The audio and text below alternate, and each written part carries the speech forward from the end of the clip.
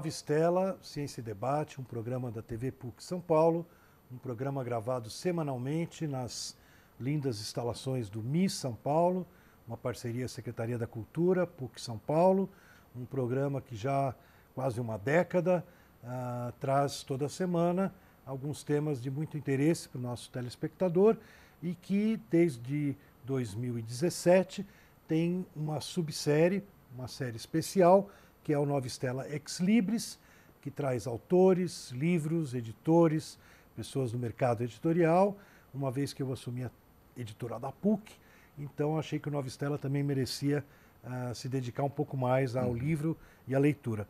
E hoje nós temos um convidado muito especial, deixa eu ver minha colinha aqui, professor Dante Galian, historiador, também sou historiador, mestre e doutor em História Social pela FEFELET USP, pós-doutoramento pela École de Haute Étude de Sciences Sociales da França.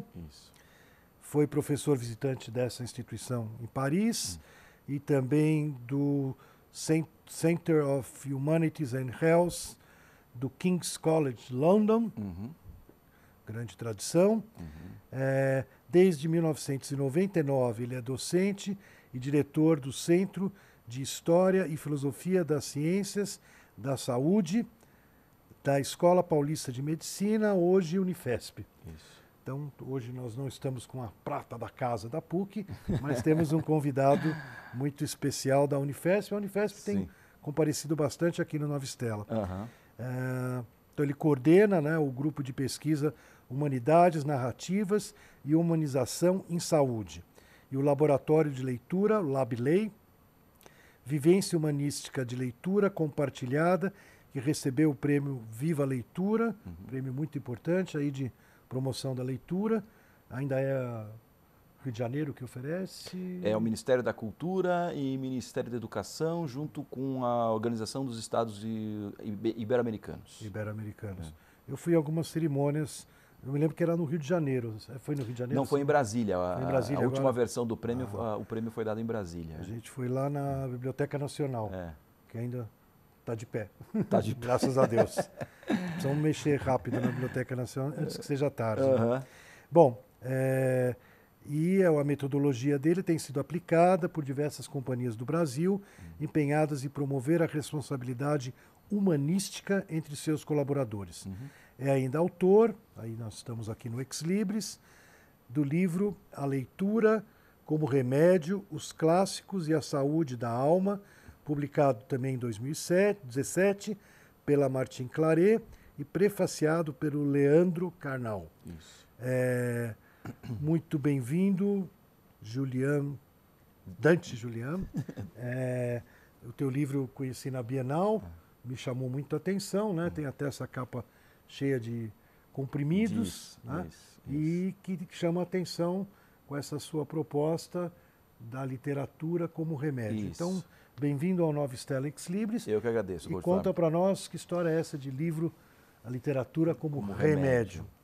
Então, essa história que eu conto no meu livro, ela é uma síntese de toda uma trajetória, de toda uma caminhada que começou há 15 anos na Escola Paulista de Medicina. Eu fui para lá no ano 2000 para criar o Centro de História e Filosofia das Ciências da Saúde, cujo objetivo é o desenvolvimento da pesquisa, do ensino e da extensão na área das humanidades e interface com a área da saúde. E já desde aquele início com o foco muito voltado para a questão da formação humanística e da humanização na área médica, na área da medicina. Em função da minha expertise como historiador e a minha especialização na França, na área de História da Medicina, eu comecei o trabalho como professor de História da Medicina. Mas através de uma série de situações que foram se criando enquanto professor, na minha relação com os alunos, aos poucos eu fui descobrindo o poder humanizador da medicina. Um pouco experiências que eu fui fazendo no próprio processo educacional, junto na disciplina de História da Medicina, me mostrou que a leitura e a reflexão a partir dos textos clássicos da literatura tinha um potencial humanizador poderosíssimo. E por quê? Porque a literatura, como qualquer arte, ela te coloca em contato de uma maneira muito efetiva e afetiva em relação às questões essenciais da existência humana, que são as questões que um profissional da saúde, uma hora ou outra, vai ter que lidar. A dor, a morte, o amor, as dificuldades da vida, né, o sentido da vida, seja do ponto de vista profissional, propriamente dito, né, que alguém que lida em situação de fragilidade, de doença, de morte o tempo todo, seja em relação à própria questão existencial deste mesmo aluno, deste mesmo profissional. E aí foi aí que surgiu a experiência do laboratório de leitura. Né? Na Unifesp a gente chama ele de laboratório de humanidades. Fora da Unifesp a gente acabou batizando com esse nome de laboratório de leitura. E consiste fundamentalmente nisso, na proposição dos livros clássicos da literatura universal, desde Homero, passando por Dante Alighieri, Shakespeare, Cervantes, Guimarães Rosa, Machado de Assis, né? E numa metodologia que a gente foi desenvolvendo ao longo desse tempo todo, no sentido de privilegiar a experiência estética, de maneira que o participante do laboratório ele encontre, né, nos encontros do laboratório, um espaço para expressar o que a leitura desses clássicos suscitou nele, né, do ponto de vista afetivo, que é por aí que começa a experiência com a arte. Né? A experiência com a arte ela nunca é primariamente intelectual, ela é fundamentalmente afetiva e depois, né, ela pode se desenvolver dentro de uma lógica intelectual, de uma lógica reflexiva. E é isso que aos poucos a gente foi desenvolvendo dentro da metodologia do laboratório. Né? Suscitar a experiência estética, criar um espaço de encontro e de debate sobre os temas que a literatura traz, né? E depois um pouco observar qual o impacto disso, né? Na vida escolar, na vida profissional, na vida existencial das pessoas. Né? E ao longo desses 15 anos a gente percebeu efetivamente que a literatura por si só ela já tem um impacto indiscutível, né? Mas quando ela é suscitada e fomentada dentro de uma dinâmica metodológica, educacional, como é a do laboratório, a gente consegue, através dessa experiência, de fato, realizar uma verdadeira transformação nas pessoas. E essa transformação, por muitos dos participantes do laboratório, que ao longo desses anos todos são dezenas, né, eles acabam afirmando que é um efeito terapêutico. Daí o nome Literatura como Remédio. Eu, desde o princípio, nunca tive a intenção de criar um grupo terapêutico. Né? Não é nem a minha praia. Né? Eu vim da história, apesar de estar dentro da escola de medicina, a minha abordagem sempre foi uma abordagem educacional, uma abordagem de formação. Mas a questão terapêutica, ela surge como consequência desse processo. Eu acho que tem muito a ver com uma concepção antiga da medicina, de entender a saúde como a reintegração dos elementos que compõem a pessoa, seja do ponto de vista físico, seja do ponto de vista psíquico. Né? Então, foi aí que a gente foi percebendo esse potencial terapêutico, esse potencial de cura que a literatura tem. Tem várias questões, você já falou bastante coisa junto, muito bom. Eu trabalhei e ainda trabalho, né? Mas teve um período mais intenso. Né? Eu, além de professor de História da Ciência, o que já nos aproxima, já estou imaginando você convidado para bancas de História da Medicina. A gente tem uma médica lá no nosso programa na PUC e ela orienta médicos ou não médicos que estão interessados na área da biologia e da medicina. Né? Mas eu trabalhei muitos anos na área de incentivo à leitura. Sim.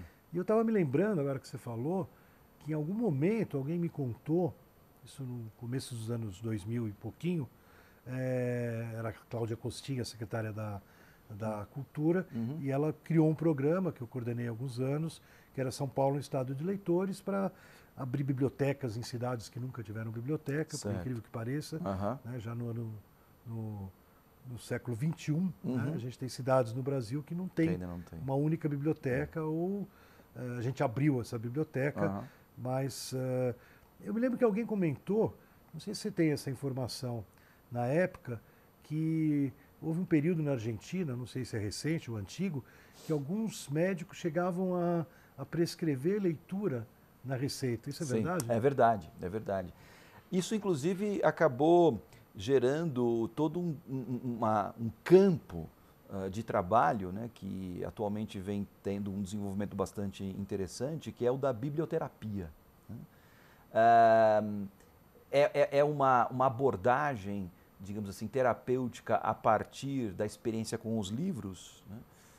Que, pelo que eu pude pesquisar, até para escrever o meu livro e um pouco contextualizar a experiência do laboratório dentro de outras experiências que também fazem essa interface entre a literatura e a saúde, né? Eu pude perceber, por exemplo, que essa ideia da biblioterapia é algo que vem sendo desenvolvida, pelo menos na civilização ocidental, desde os anos 40, no pós-Segunda Guerra Mundial.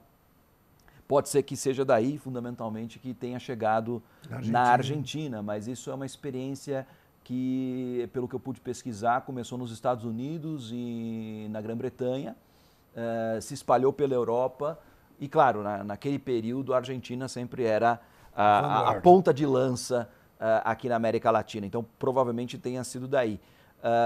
Eu acho que essa abordagem mais humanística tinha a ver também, em grande medida, com uma certa geração de médicos, né, que ainda existiu até meados do século XX, né, que, de certa forma, conseguiu conciliar toda a sua formação científica e técnica com uma formação humanística bastante sólida, né? Você pega, por exemplo, dentro da nossa tradição ibero-americana, ou especificamente hispano-americana, você tem o Gregório Marañón, né? Que, aliás, foi um grande historiador da medicina, né? Que foi, inclusive, mestre do Laín Entralgo, que escreveu a maior história da medicina que a gente conhece em língua castelhana, inclusive traduzida para o inglês, para o francês. Então, dentro da medicina mesmo, né, se a gente for investigar, a gente vai ver que esse costume de prescrever livros para lidar com questões de saúde era uma coisa comum dentro da medicina e depois, a partir da segunda metade do século XX, ela acabou se transformando, podemos dizer assim, numa espécie de uma especialidade, né? Não necessariamente praticada por médicos, né? Pode-se dizer que a partir desse momento, ainda que não haja um reconhecimento em nível oficial daquilo que a gente poderia chamar de um biblioterapeuta, né? Mas, de qualquer forma, eu percebo que, inclusive hoje em dia, várias pessoas, inclusive em função do meu livro, têm entrado em contato comigo e têm me procurado, inclusive, para conversar e para dar entrevistas também sobre esse tema. É um tema que tem crescido, né? Há um livro que foi publicado recentemente de duas britânicas, se não me engano, que chama-se A Farmácia Literária, onde elas fazem uma espécie de um vademecum, né? Relacionando certas doenças com certos livros, né? Eu tenho minhas ressalvas com relação a essa ligação muito direta entre uma coisa e outra. O laboratório de leitura é uma outra pegada, é uma outra abordagem, mas, de qualquer forma, acho que está dentro desse movimento, né? Dentro desse movimento de pensar a questão, uma abordagem da saúde, da medicina, né? que transcenda um pouco esse aspecto muito medicamentoso, esse aspecto muito técnico-científico que a medicina apresenta da segunda metade do século XX para cá. Inclusive, naquela época, nesse período lá, você vai falando, eu vou lembrando em cima do que você está dizendo, né? A gente abriu, foi um convênio com a Secretaria da Saúde, a gente abriu muitas, não era nem biblioteca, era um carrinho biblioteca, que a gente distribuiu, era feito inclusive em presídios, né, naquela política de incentivar o preso a ler. Não. No caso, ele fazia o carrinho. Além de que esse carrinho circulava dentro do presídio dele, ele fazia outros carrinhos, tinha diminuição, regressão de pena, para a gente levar para os hospitais.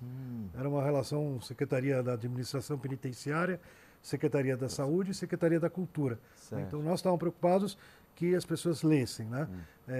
O preso tinha que trabalhar, então ele fazia o carrinho.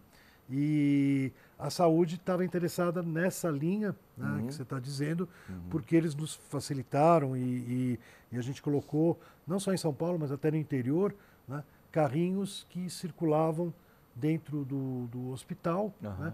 tanto para o paciente, como para o doente, como para o acompanhante, né? Ou os visitas, tal.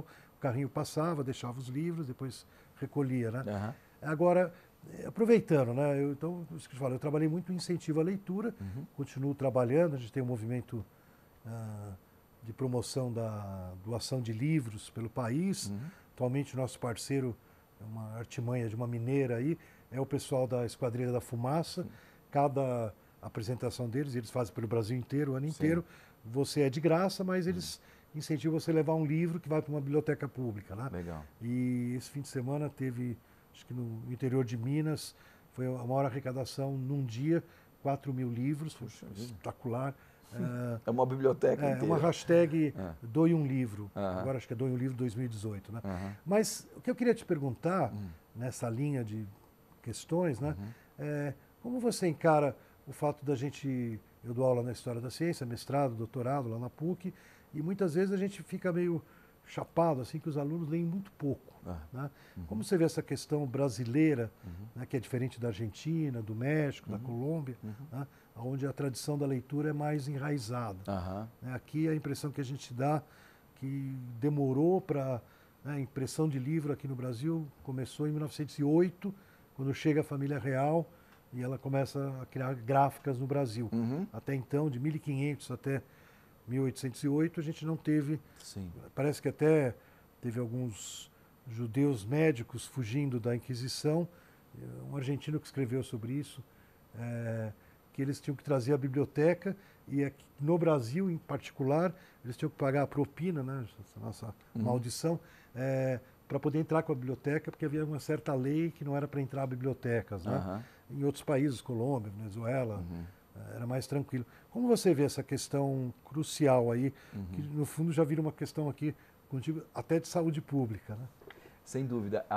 O que a gente percebe e que um dos efeitos do laboratório de leitura é justamente despertar o prazer da leitura, né? Principalmente num aluno universitário e de maneira particular na área da saúde, né? Onde a experiência da leitura não é daquelas mais agradáveis, né? Porque geralmente esse aluno é jogado em cima dele uma quantidade enorme, tanto do ponto de vista de quantidade de matéria, quanto do ponto de vista até de peso, né?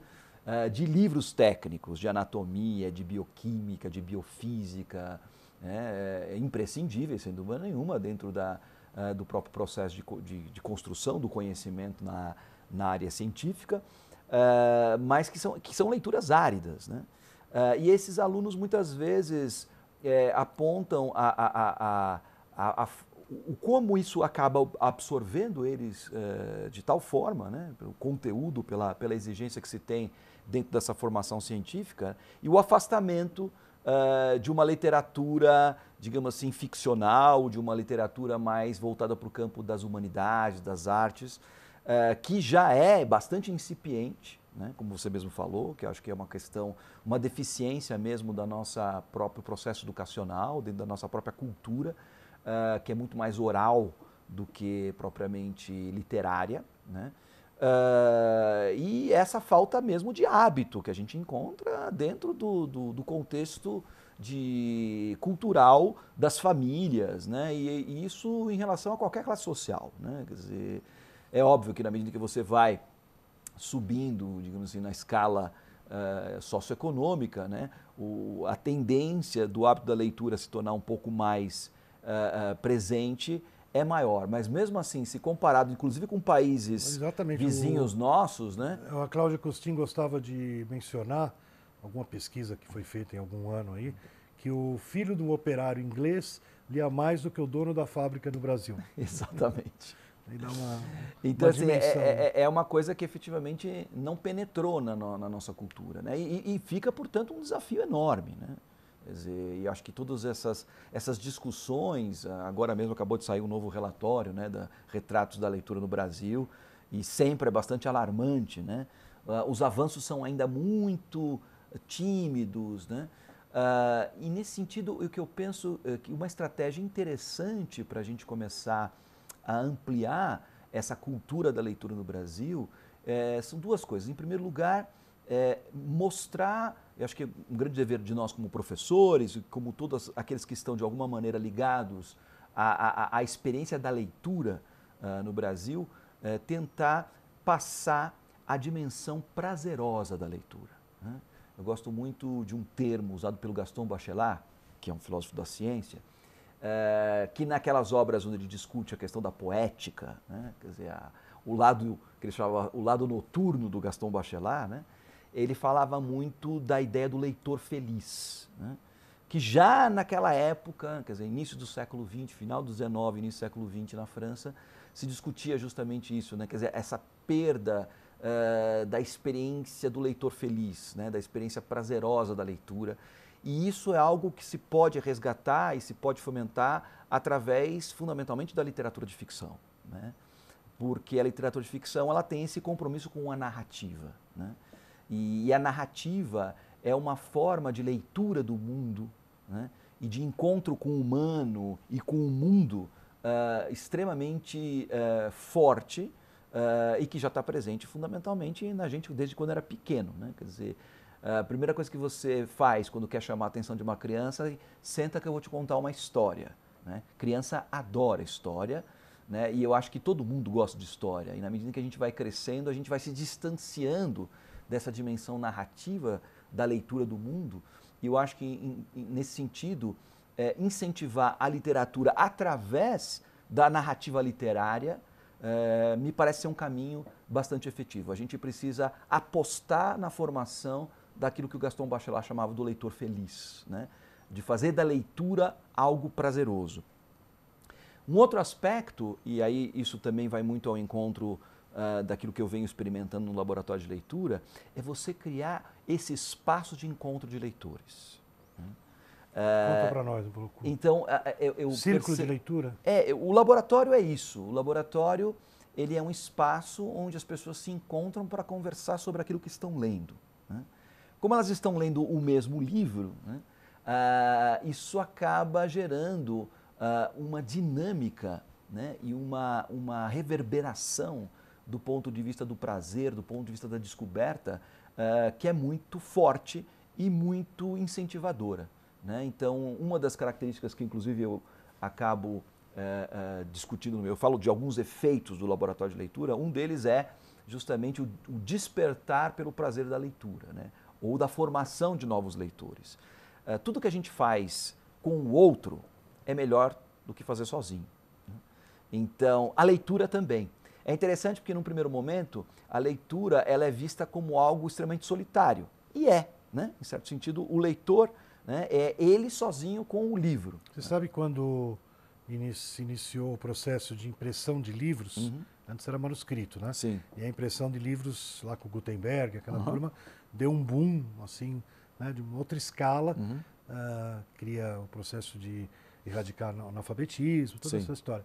Biblioteca pública. Mas você sabe que eu achei aí uns comentários de pessoas que diziam que o livro iria acabar com a civilização, porque o livro iria eliminar a arte da memória, a gente já tem tudo no livro, igual o pessoal fala do celular, né? Da internet. Ia ficar tudo burro, porque não ia ter mesmo memória. E segundo, que ia ficar todo mundo isolado, porque a pessoa falava, entra numa biblioteca, tá todo mundo ali sozinho, né? Que nem o celular, tá cada um com seu celular. Mas você vê, o ser humano soube superar e não se isolou com o livro. Pois é, eu acho que a experiência que a gente encontra, por exemplo, em experiências como o do laboratório de leitura, é uma experiência muito interessante porque, por um lado, ela está incentivando uma experiência que, no primeiro momento, é solitária, né? E eu acho que isso faz parte do processo de humanização. Quer dizer, você estar sozinho consigo mesmo, se encontrando através de um livro e depois ter a possibilidade de compartilhar essa experiência. Compartilhar essa experiência e ser depositário também da experiência dos outros, né? Então, por exemplo, num ciclo do laboratório de leitura, onde a gente está lendo, por exemplo, Dostoiévski. Hoje à noite, por exemplo, eu tenho um espaço que eu coordeno junto com a minha...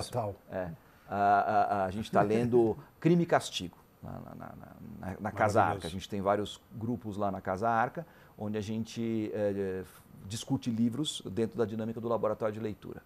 E então, a gente separa, o livro, por exemplo, tem 6 partes. Dostoiévski escreveu Crime e Castigo em 6 partes. Cada semana, né, a gente vai discutir uma parte do livro. E tem um grupo do WhatsApp, né, onde as pessoas vão, ao longo da semana, não vejo a hora de chegar aí com vocês para a gente conversar sobre aquele encontro entre o Raskolnikov e a Sônia, porque eu estou me explodindo, né? Eu preciso conversar com alguém sobre isso. Eu não sei, eu quase desmaiei quando eu li e tal. Quer dizer, então você vê a experiência afetiva que a literatura traz, que é uma experiência individual, subjetiva, e depois essa coisa que o laboratório de leitura proporciona, que é a possibilidade de você compartilhar essa experiência. E esse compartilhar essa experiência é a possibilidade de desenvolvimento desse processo que eu chamo de processo de humanização, que começa com uma experiência solitária e que exige a presença do outro para que ela se complemente, né?